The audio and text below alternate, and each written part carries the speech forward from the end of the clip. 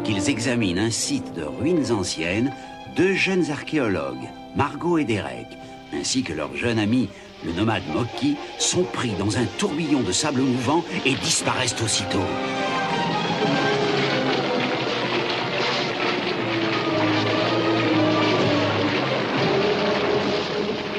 Lorsque le calme revient, ils découvrent stupéfaits qu'ils sont dans une caverne où sont entreposés des objets d'art d'une autre époque et d'une autre civilisation. Et là, sur le portail qui ferme l'entrée de la caverne, ils peuvent lire cette inscription « Quiconque franchit ce seuil remonte le temps ».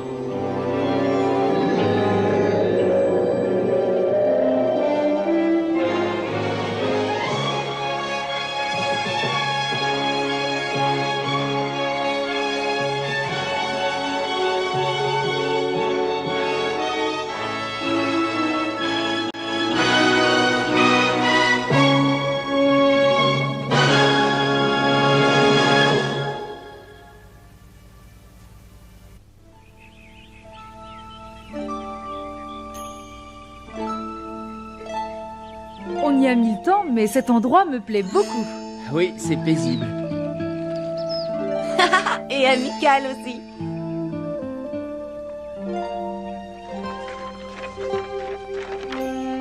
Hé, mais t'en vas pas? Oh. Qu'est-ce que c'est que ce machin? D'où ça peut venir? Ça ressemble à du papyrus, il y a des choses écrites. On dirait que c'est tombé d'en haut. On devrait le rapporter. Oui, on pourra peut-être nous dire dans quel pays on se trouve. Et à quelle époque?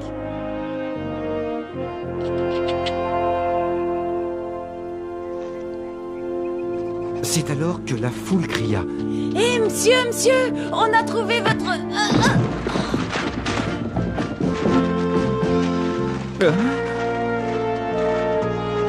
Là, il y en a encore.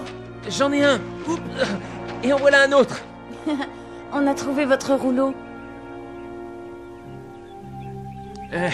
Lui, c'est Moki, mais on le surnomme aussi la gaffe. Toutes mes excuses. Il ne vous manque rien, vous en êtes sûr? Oh oui, Moki, merci. Je vous en prie, asseyez-vous. Je suis Derek, et voici Margot. Mon nom est Marc. Je vous avoue que j'ai eu très peur. J'ai écrit ces notes d'après des conversations avec Pierre lui-même. Mon évangile est basé sur nos réflexions. Votre évangile? Marc, quand vous parlez de Pierre, vous voulez dire Saint-Pierre? C'était un pêcheur, tout comme son frère André. Il a vu de ses yeux, il a pu témoigner. C'est vrai, c'était un saint. Vous nous dites que vous écrivez un évangile. Ce sont ces rouleaux? Êtes-vous en train d'écrire la vie et les enseignements de Jésus-Christ? Oui, je ne crois pas qu'on ait déjà écrit cela. Il faut que cette histoire soit connue de tous. J'en étais au passage de la trahison, de sa mort et de sa résurrection. Mais c'est toute l'histoire de Pâques. C'est la raison de ma présence au jardin de Gethsémani, y chercher l'inspiration. Ici, c'est le jardin de Gethsémani. Le jardin où Jésus a prié toute la nuit qui a précédé son... Oui, et cette cité, c'est Jérusalem. Ça n'a presque pas changé depuis 35 ans, quand ces événements se sont passés. Marc, voudriez-vous nous raconter ce que vous écrivez, s'il vous plaît? Eh bien, ce que je relate en ce moment, ce sont les événements de la fin de sa vie. Ça se passait un dimanche. Il faisait très beau. Jésus envoyait un de ses disciples chercher un âne pour entrer dans la cité. En voilà un, juste où il a dit qu'on le trouverait. À quoi t'attendais-tu, Jacques? À ce que les prédictions de Jésus soient justes sur tout, sauf sur un âne? Dites donc, vous là-bas, qu'est-ce que vous faites? André, dis-leur ce que Jésus nous a dit de répondre dans une telle situation. Le maître a besoin de cet animal. Oh, bien, vous n'avez qu'à le prendre. Mais je vous préviens, c'est un âne un peu spécial. On ne l'a jamais monté. Oui, on ne s'est jamais assis dessus. Ah oui, nous le savons.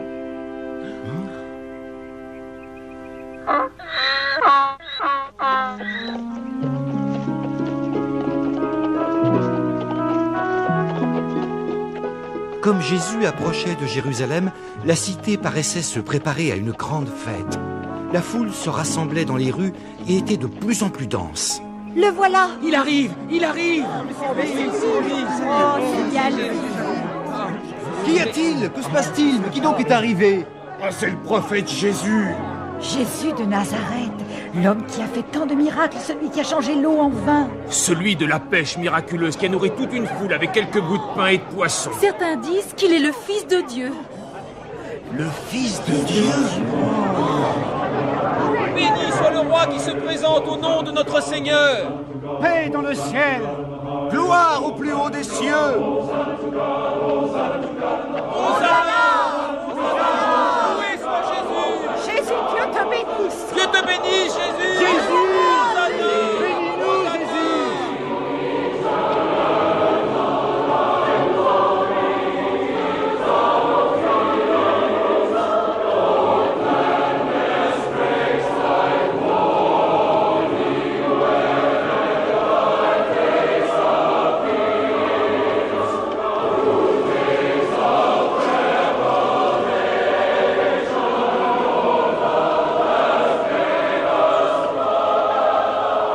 Hosanna!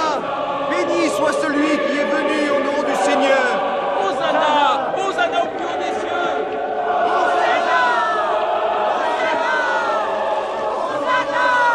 Loué soit Jésus!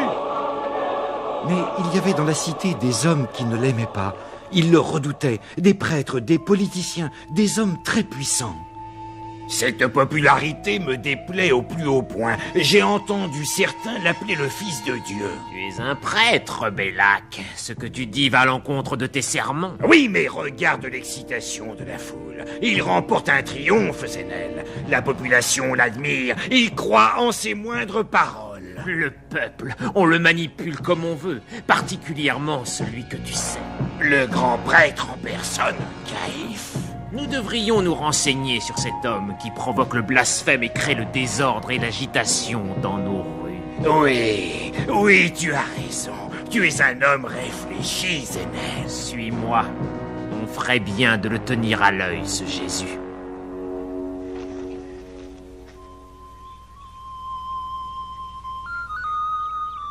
Qu'est-ce qu'ils vont faire, ces deux-là? Ils s'attendaient à ce que Jésus fasse quelque chose qui mécontenterait les hautes autorités religieuses de la cité, et le lendemain, c'est exactement ce qui se produisit.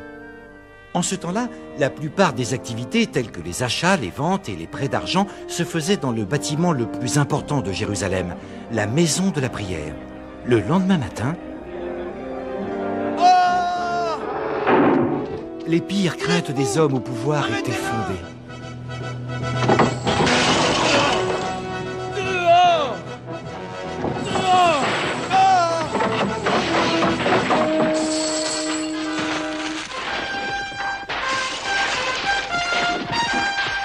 Mais qu'ai-je donc fait? Vous offensez la maison de Dieu. N'est-il pas écrit « Ma maison sera appelée la maison des prières partout dans le monde » et vous, vous en avez fait un repère de brigands.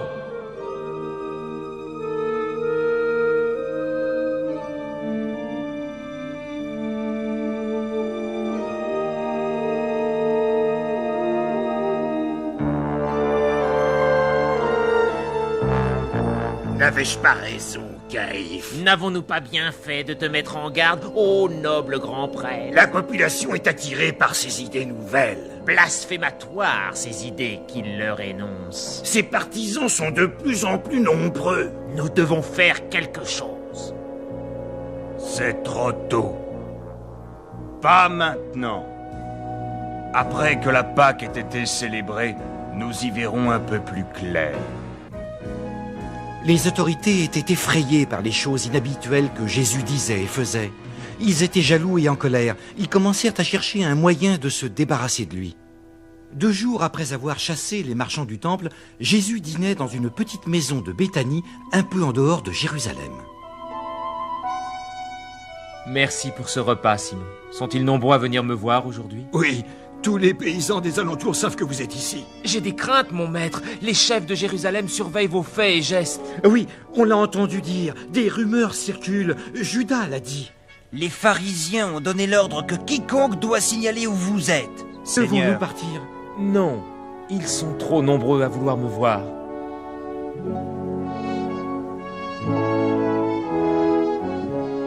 Seigneur! Seigneur Jésus, ce n'est plus une rumeur à présent. Les prêtres ont donné l'ordre à chacun de signaler votre passage. En échange d'une récompense, vous devez vous en aller, le plus tôt sera le mieux. Allons, prenons nos manteaux. Dépêchez-vous, Et partons. dépêchez-vous, Jésus.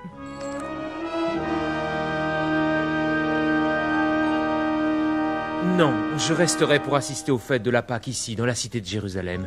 Vous pouvez vous en aller, si vous le voulez. Nous allons rester et nous célébrerons la Pâque avec toi. Nous ne t'abandonnerons pas. Nous irons où tu iras. Je vous dirai où trouver un endroit sûr pour dîner.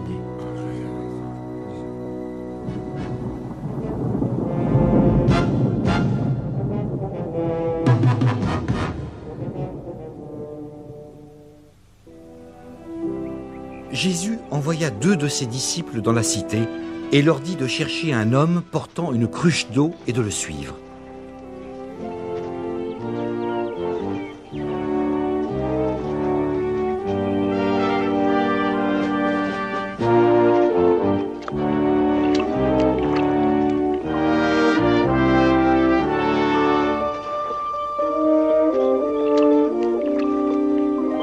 Quelle que soit la maison où ils entraient, ils devaient dire au maître des lieux: Le maître demande où est la salle à manger où je vais célébrer la Pâque avec mes disciples.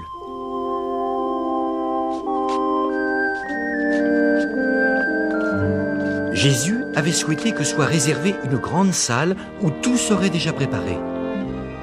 Tout était fait comme il l'avait souhaité. À la tombée de la nuit, Jésus arriva dans la cité avec ses 12 disciples. Ils s'installèrent et mangèrent.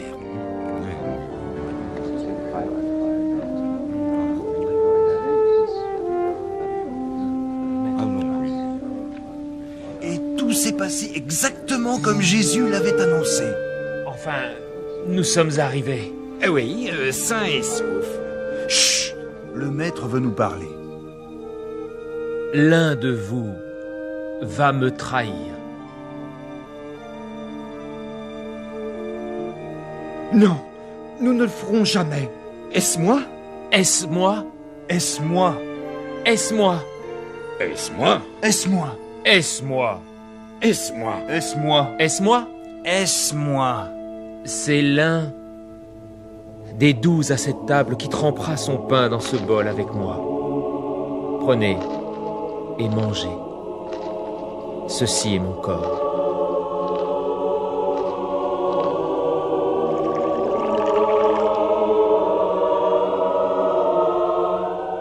Ceci est mon sang, le sang de l'alliance éternelle, le sang versé pour vous et l'univers, et pour le pardon des péchés. Je ne boirai plus de vin de la vigne jusqu'au jour où je le boirai au royaume de Dieu.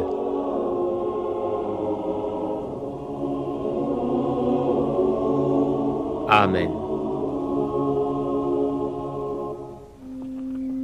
Après cette cérémonie qui fut la première communion, Jésus emmena les 12 disciples au mont des Oliviers.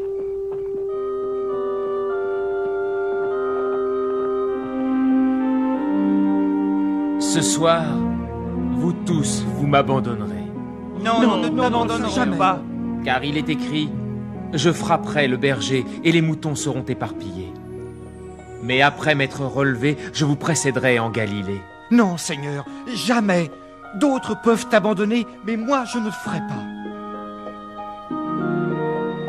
En vérité, je vous le dis, cette nuit même, avant que le coq chante 2 fois, tu me renieras par 3 fois. Non, même si je dois mourir pour toi, jamais je ne te renierai.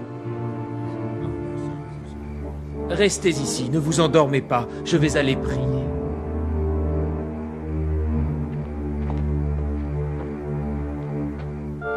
S'il vous plaît, je souffre dans mon cœur et dans mon âme. Restez ici. Attendez-moi, je vais prier.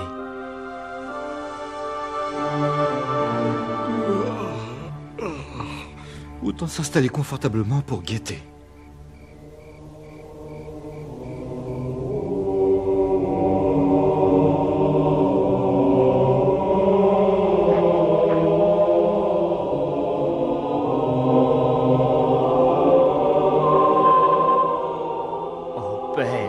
Toi à qui rien n'est impossible, épargne-moi ce châtiment. Alors, je ferai ce que tu veux, comme tu le souhaitais.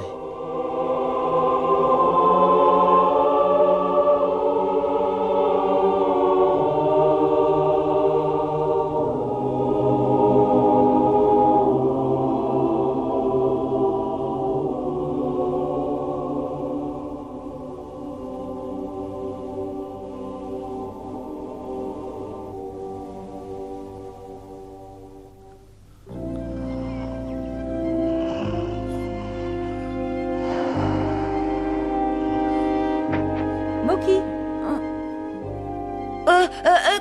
Quoi? C'est pas moi qui ai fait ça. tu n'as pas fait quoi? Rien, lui, pas rien du tout. À quoi tu penses? Mais c'est pas moi. C'est simplement une question d'éducation. Aucun respect pour Marc et son histoire. Oh, je suis désolée, mais Mais tu étais très fatigué. Derek et Margot m'ont dit que vous veniez de loin. comme vous dites, de très très loin. Eh bien, Moki, tu as fait comme l'apôtre Pierre en personne. Il s'est endormi lui aussi au même endroit dans ce jardin, alors qu'il était supposé monter la garde près de Jésus. C'est vrai? Oui, mais quand Jésus est revenu auprès de lui après ses prières, Jésus ne lui en voulut pas. Oh Pierre, l'esprit est consentant, mais la chair est faible. Pardonne-moi. Ce n'est rien. L'heure est venue. Le Fils de l'homme a été livré aux mains des pécheurs. Non, Seigneur. Tu as dit qu'il serait ici. Où est-il donc? Parle. Dans le jardin. Suivez-moi. Celui que j'embrasserai sera celui que vous cherchez. Ainsi tu ne pourras pas te tromper. Allez, dépêche-toi.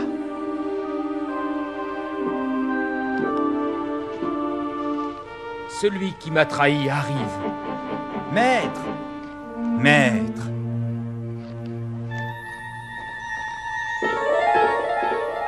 Judas! Attrapez-le.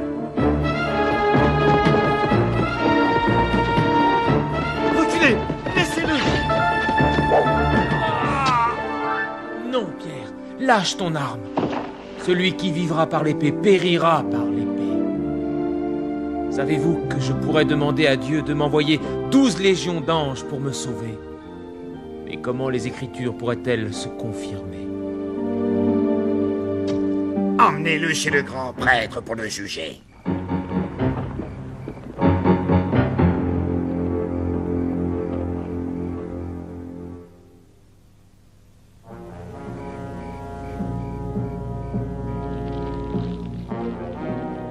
Réponds! Réponds! Reconnais-tu les charges qui pèsent sur toi? Dis quelque chose! Faites entrer un autre témoin. Un autre faux témoin. Oui, j'ai entendu le prisonnier dire clairement qu'il détruirait le temple que nous avons construit de nos mains, qu'il mettrait 3 jours à le détruire et qu'il en élèverait un autre sans l'aide de personne. Alors, qu'as-tu à dire à cela? Je voudrais te poser une autre question à laquelle, j'en suis sûr, tu vas répondre. Es-tu le Christ, le Fils du Tout-Puissant Dieu? Je le suis, et vous pourrez me voir assis à la droite du Tout-Puissant Dieu. Je marcherai sur les nuages et dans le ciel. Blasphème!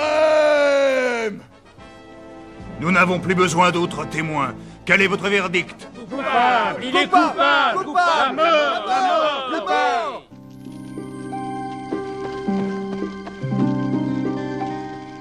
Ils viennent de le déclarer coupable. Il est condamné à mort. Qui? Jésus, le prophète. Vous le connaissez, vous êtes l'un de ceux qui l'ont suivi. Oh, non. Je ne connais pas cet homme-là.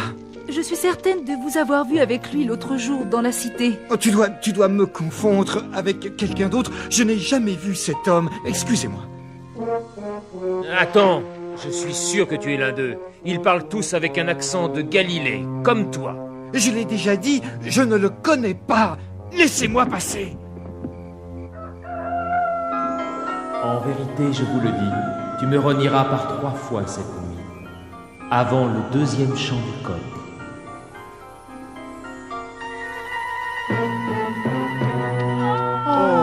Le malheureux.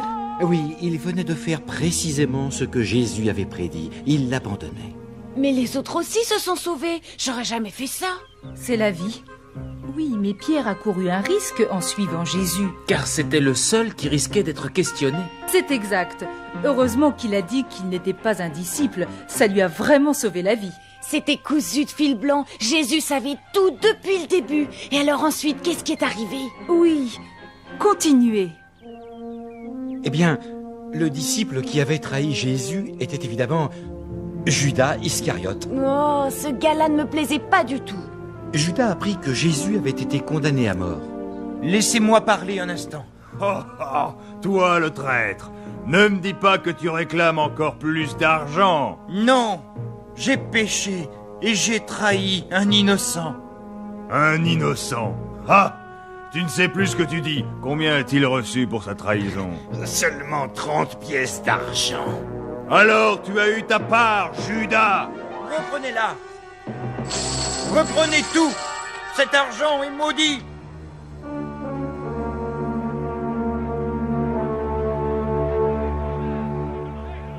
Un homme connu sous le nom de Ponce Pilate était le gouverneur romain de Jérusalem. Lui seul avait le pouvoir de commuer une sentence. Il pouvait aussi gracier. La vie terrestre de Jésus était donc entre ses faibles mains. Alors, dis-moi, es-tu bien le roi des Juifs? C'est toi qui le dis. Écoute-moi bien, as-tu bien compris de quoi on t'accuse? Comment veux-tu que je décide de ton sort?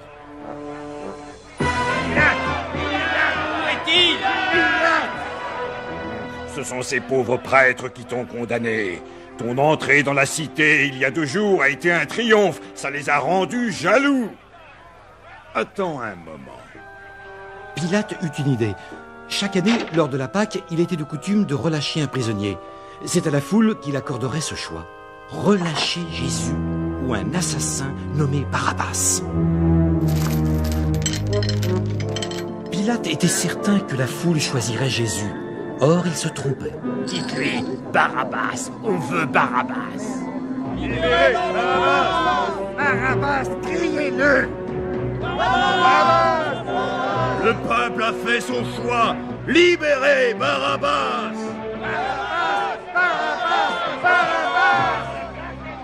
Eh bien, je m'en lave les mains.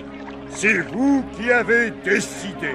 Il pouvait tout changer. Pourquoi ne l'a-t-il pas fait? Il voulait donner le choix à la foule. Ça lui servait d'excuse, Derek, mais ça n'aurait rien changé. La mission du Fils de Dieu était de mourir pour nous tous et de ressusciter comme preuve que, par sa mort, il nous était accordé le pardon de nos péchés. La suite n'est que souffrance, mais la fin est la bénédiction universelle de notre Seigneur.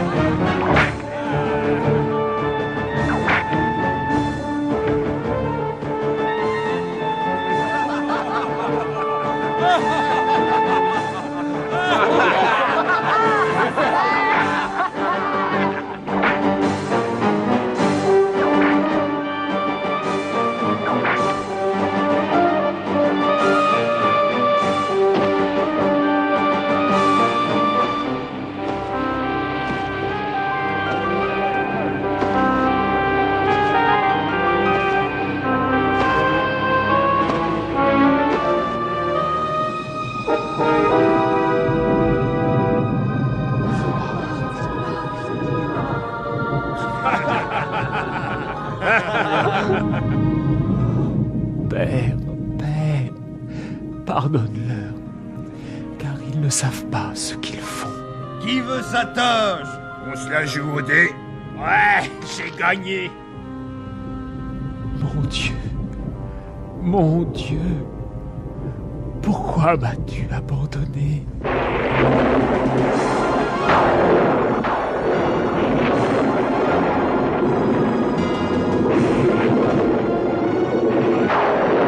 C'est la fin du monde.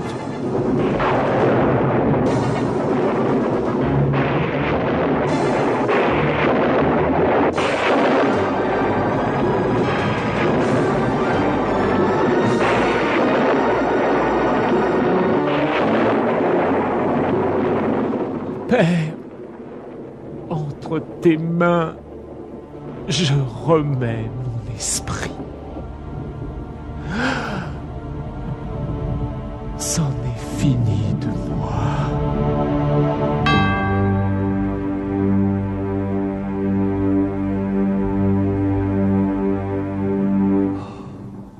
C'était vrai. Cet homme était bien le Fils de Dieu.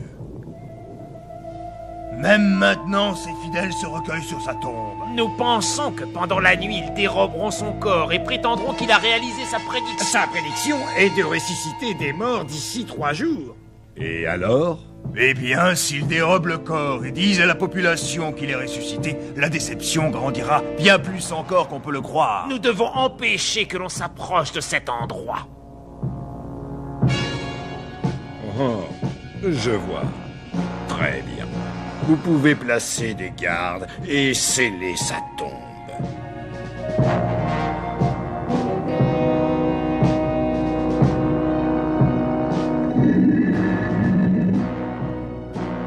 Bon ben très bien, voilà une bonne chose de faite. Nous pouvons être tranquilles, il ne s'en ira pas. Oh bah ça c'est sûr.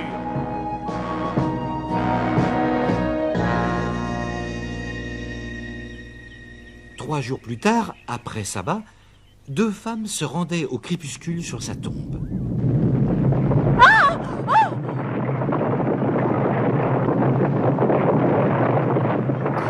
Qu'y a-t-il? Pourquoi ces chants?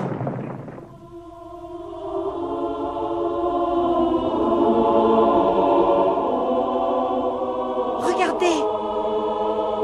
N'ayez pas peur. Un ange de Dieu a déplacé la pierre de la tombe.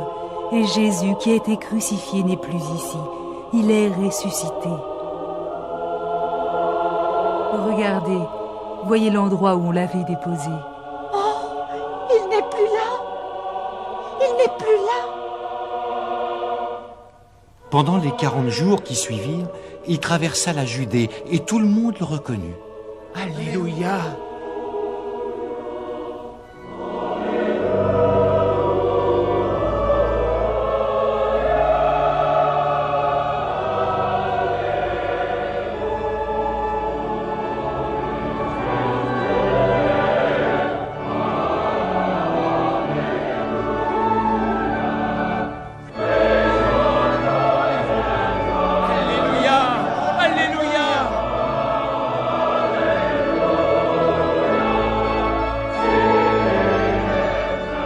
Parcourez le monde et répandez la bonne nouvelle. Je suis ressuscité. Je suis le Christ. Et vous me verrez, le Fils de l'homme, assis à la droite de Dieu, le Père Tout-Puissant.